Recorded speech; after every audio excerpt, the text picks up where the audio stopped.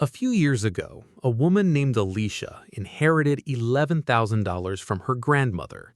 Not enough to buy real estate outright, not enough to quit her job, just enough to make one real decision. Her coworkers assumed she'd put it toward a car or a vacation, or maybe an index fund and forget about it for 30 years.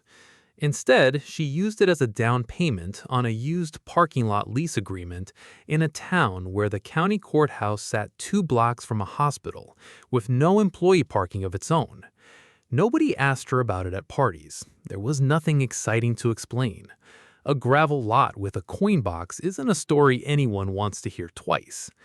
But 5 years later, that unglamorous decision was quietly outperforming almost every other asset she owned, including her retirement account.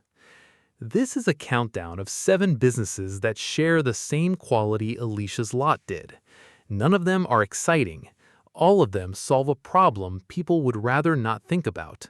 And each one teaches something different about how money actually compounds when nobody's paying attention. Number 7. ATM networks. An ATM doesn't need to be liked. It needs to be near cash-only customers who'd rather pay a small fee than drive somewhere else.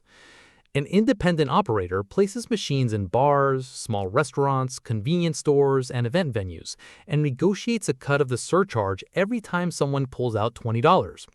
The machine itself is a modest one-time cost. The ongoing work is refilling it, keeping it online, and renegotiating placement when a location underperforms. The mistake people make with ATMs is assuming the machine is the business. It isn't. The business is the relationship with the venue owner and the judgment about where cash demand actually exists. A machine in a bar that does brisk weekend business behaves nothing like a machine in a struggling strip mall storefront. Same box, completely different economics. What makes this category worth including at number 7 rather than higher is how sensitive it is to shifting habits. More Americans tap a card for a $5 purchase than they did a decade ago, and that slow shift chips away at foot traffic to any single machine. A good ATM route today still works, it just requires more diligence about location than it used to. Number 6. Vending machine routes. A vending machine, like an ATM, is really a lease on foot traffic wrapped around the metal box. One machine barely moves the needle. A route of 30 or 40 machines placed in offices, gyms, warehouses, and apartment buildings starts to resemble a small distribution company with recurring, if modest, cash flow.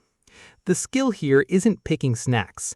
It's negotiating placement contracts, minimizing spoilage, and building a restocking route efficient enough that driving time doesn't eat the margin. A machine that earns more but sits 45 minutes away can be a worse asset than a machine lower earning 5 minutes from 3 others. Vending sits below ATMs on this list mostly because of unit economics. Individual machines produce smaller dollar amounts, so scale matters enormously. And building that scale takes longer than most people expect walking in. Number 5. Laundromats. A laundromat sells access to equipment that a meaningful share of Americans either cannot afford, cannot install in their unit, or don't want to maintain themselves. The revenue comes in small increments, a few dollars per wash and dry cycle, but it comes from a customer base that isn't going anywhere. Renters without hookups still need clean clothes during a recession. Arguably, more of them do. The economics work when rent is reasonable, utility costs are controlled, and the equipment is reliable enough that customers don't wander 3 blocks to a competitor. They fail when a lease is signed too aggressively, or machines break down faster than the owner can service them. What pushes laundromats up to number 5 is durability. Once a laundromat earns a loyal, routine customer base in a given neighborhood, that habit is remarkably sticky. People don't shop around for laundry the way they shop around for a haircut. Number 4. Parking lots. This is where Alicia's story comes back in, because parking is one of the purest examples of a business built on scarcity rather than persuasion. A lot near a hospital, stadium, courthouse, or downtown office cluster doesn't need a marketing budget.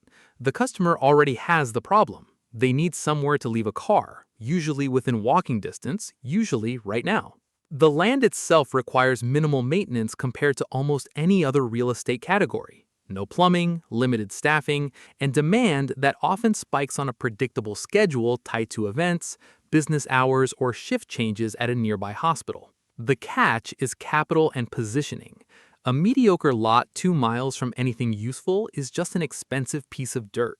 A well-placed lot in a supply-constrained area can produce returns that look almost unfair compared to the effort required to operate it. Which is exactly why competition for good locations is fierce, even though almost nobody wants to talk about parking at dinner. Number 3. Self-storage facilities. Self-storage monetizes something less tangible than a parking spot. It monetizes procrastination. People rent units during a move, a divorce, a downsizing, or after inheriting furniture they aren't ready to deal with. The original reason for renting often fades. The monthly payment usually doesn't. Sorting through a storage unit takes time and emotional energy most people would rather spend elsewhere, so the unit just keeps getting paid for. Operationally, storage tends to run leaner than most real estate. Fewer tenant complaints, minimal plumbing, and the customer base that rarely calls at midnight with an emergency. What it demands instead is capital upfront, since land, construction, security systems, and climate control aren't cheap. And that upfront barrier is exactly why storage doesn't get overrun by casual competitors the way a lemonade stand would. Storage lands at number 3 because it combines two things that rarely show up together: relatively low ongoing operating complexity and customers who stay far longer than the reason they signed up in the first place. Number 2. Established service franchises. This one works differently than the first 5, and it's worth being honest about that difference. A pressure washing franchise, a home cleaning franchise, a pest control territory, or a lawn care franchise isn't a passive asset in any real sense. It comes with a playbook, a brand, marketing support, and often a proven customer acquisition system. But it also comes with a franchise fee, ongoing royalties, staffing decisions, and real day-to-day management, at least in the beginning. The trade a franchise offers is reduced uncertainty in exchange for reduced upside. Instead of guessing whether a business model works, the buyer is paying for a system that's already been tested across other locations. That doesn't guarantee success. Territory quality, local competition, and the owner's ability to manage people still matter enormously. And franchise fees plus royalties take a real bite out of margins that would otherwise belong entirely to an independent owner. What earns this the number 2 spot is optionality. A well-run service franchise can eventually be staffed to the point where the owner steps back from daily operations, something that's much harder to engineer from scratch without an existing playbook to follow. Number 1. Buying an existing business. The highest spot on this list isn't really a business category, it's a strategy that can apply to almost anything on it. Most people who dream about owning a business picture starting one from nothing: a logo, a website, a slow, expensive climb toward the first profitable month. Buying an existing business skips most of that climb. An owner nearing retirement with a profitable but unglamorous company, a laundromat, a small route business, an established local service company, often wants out more than they want top dollar. That mismatch creates opportunity for a buyer willing to do the unglamorous work of due diligence, reviewing real financial statements, understanding why the business actually makes money, and figuring out whether that reason will survive new ownership. The math can be striking. A business generating solid annual cash flow might sell for a multiple of that figure rather than for what it would cost to replicate the customer base, equipment, and reputation from scratch. Financing options exist specifically for this kind of purchase, including seller financing, where the previous owner accepts payments over time instead of a full cash payout, and SBA-backed loans, designed for exactly this scenario. This is also the riskiest item on the list, and it deserves to be treated that way. A business can look profitable on paper while depending entirely on the departing owner's personal relationships, unpaid overtime, or a handshake deal that evaporates the day ownership changes hands. Buying an existing business isn't a shortcut around risk. It's a trade of one kind of risk, the uncertainty of starting from zero, for a different kind, the uncertainty of inheriting someone else's decisions. It sits at number one because, done carefully, it's the fastest route to owning something that already generates income on day one, rather than something that might, eventually, if every assumption holds. All 7 of these share a trait that's easy to miss if you're only looking for excitement. None of them ask the customer to want something. They ask the customer to need something right now with limited alternatives nearby.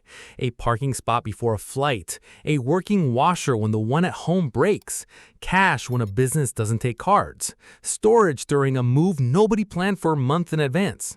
Excitement-based businesses attract crowds of competitors because building them is fun. Necessity-based businesses attract far fewer because almost nobody wakes up wanting to spend a career managing lint wraps or coin boxes.